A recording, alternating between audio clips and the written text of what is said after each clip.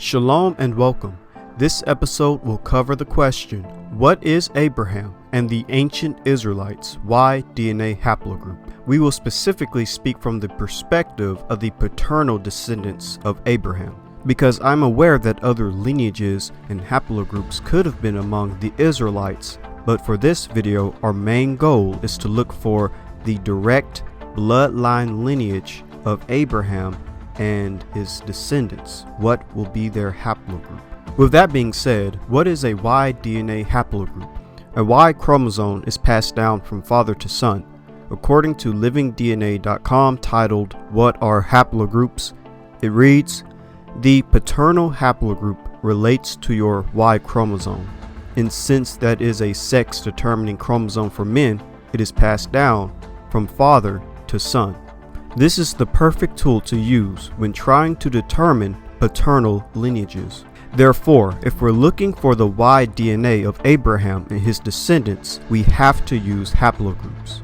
Abraham's Y chromosome would have been passed down to his son Isaac, to his grandson Jacob, whose name was changed to Israel, and then the Israelites themselves, who paternally descend from Abraham and will carry his Y DNA haplogroup. With that being said, let's look at the first and one of the best candidates, in my opinion, for Abraham and the Israelites' Y DNA haplogroup. Abraham and the Israelites could be a downstream of E-V12. If Abraham is E-V12, then it's likely that he could be an Akkadian. If not Akkadian, then perhaps descendants of other early Semitic people in general.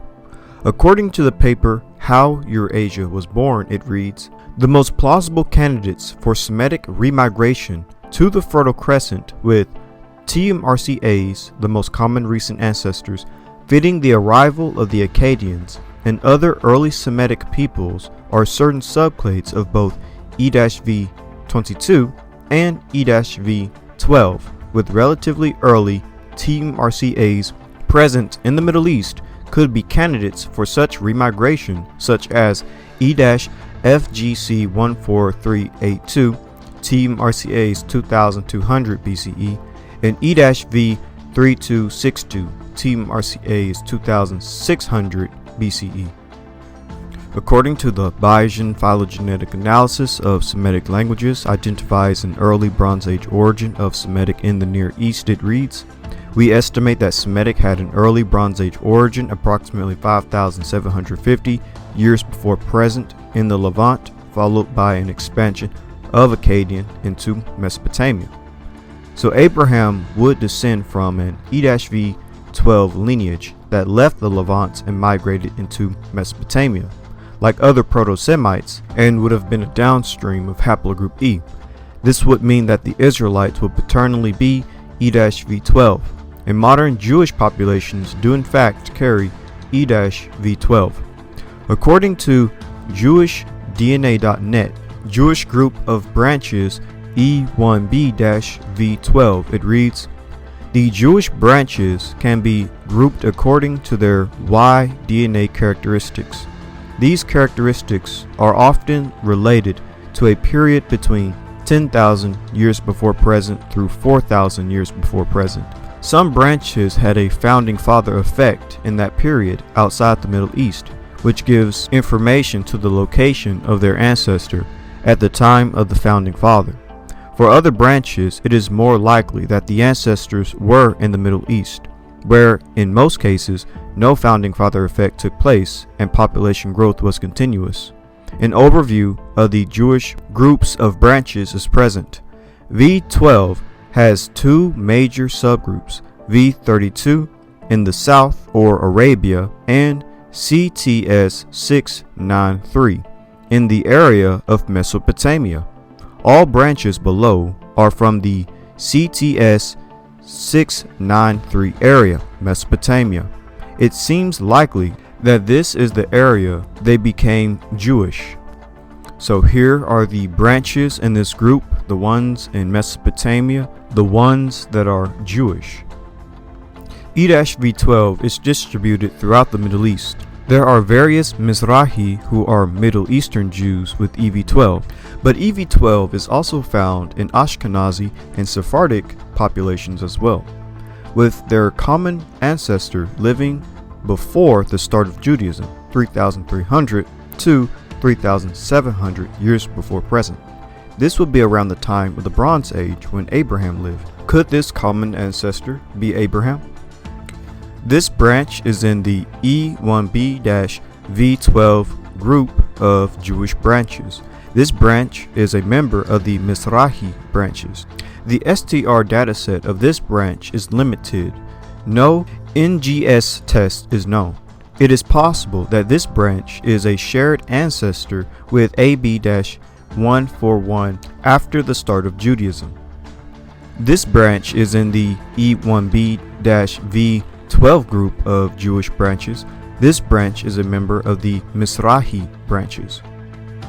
In the Sephardic page of FTDNA, we find 122368 and 89104, both from Iraq, but less than 67 markers, close to E1B-V12, YB8540.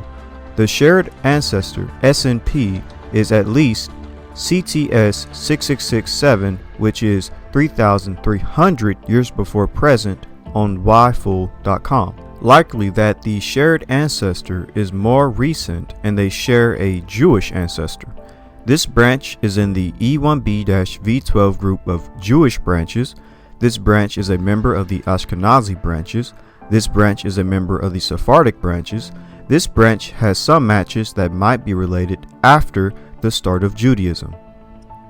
This branch from Sephardic origin has several Jewish persons in Iraq and Turkey. In 2019, we have Spanish and Sephardic descendants in this branch with different surnames in both groups and STR distances that indicate a TMRCA, the most common recent ancestor, of more than 500 years and less than 1,000 years. This branch has a shared ancestor in YFUL CTS8411 and FTDNA with two other branches. This SNP is about 3,700 years before present and has another Jewish branch and an Irish branch. It is most likely that CTS8411 was in the Levant, and 3 descendant lines are measured. One left to the Ashkenazi countries, one went to Spain being Jewish, and one ended up in Ireland. In Spain, a few descendants left Iberia as Sephardic Jews, and a few others became Catholic and remained in Iberia. The next closest member in YFUL are 2 persons from Sardinia. Given the history of Sardinia and the Levant, one could speculate that they arrived in Sardinia in the Phoenician period. This branch is in the E1B-V12 group of Jewish branches. This branch is a member of the Sephardic branches. Interestingly enough, we see that the Lora rabbinical family has one of the oldest family trees in the world, tracing their lineage back to King David, has E-V12. 2 Ashkenazi E1B-V12 groups came possibly from Iberia. The Greek person has a surname, Ashkenazi, and is probably from Ashkenazi origin. The FTDNA Lora project has several descendants from the line Lora, as reported on encyclopedia.com.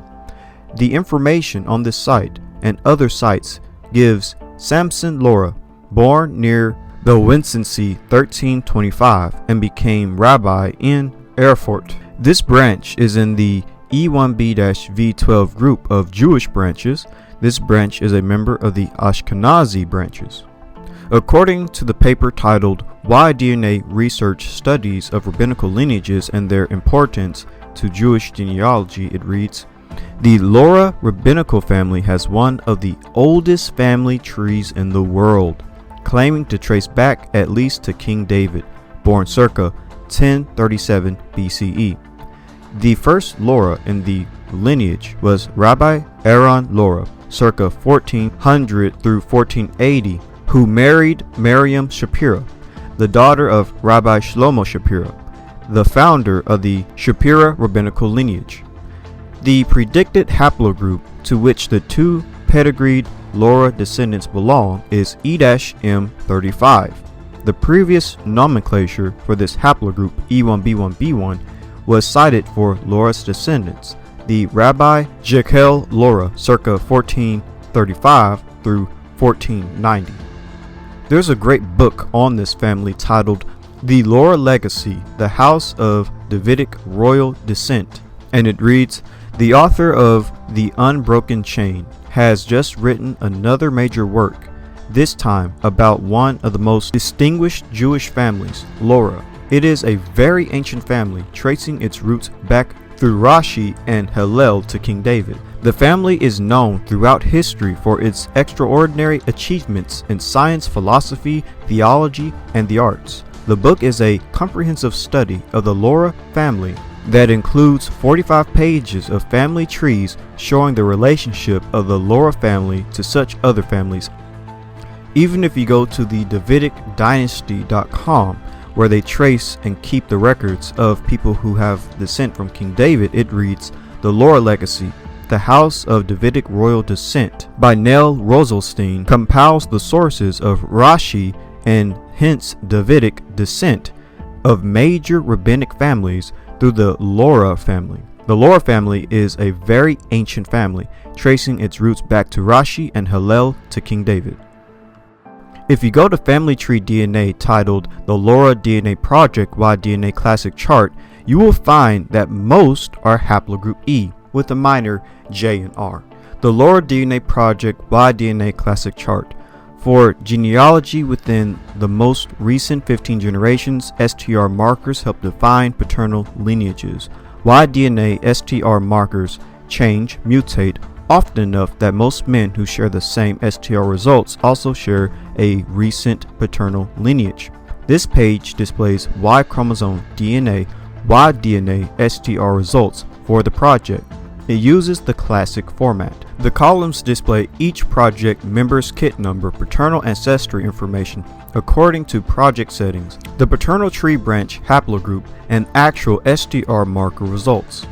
So here are a few screenshots of the Lora rabbinical family's DNA, and when it comes to their E markers, and you can just look it up yourself and see all the various E markers under the Lora rabbinical family. This is fascinating because if the Lora rabbinical family traces their lineage back to King David, King David's lineage traces back to Judah, then Judah to Jacob, Isaac, and Abraham, meaning Abraham is E-V12, and paternally Israelites are E-V12.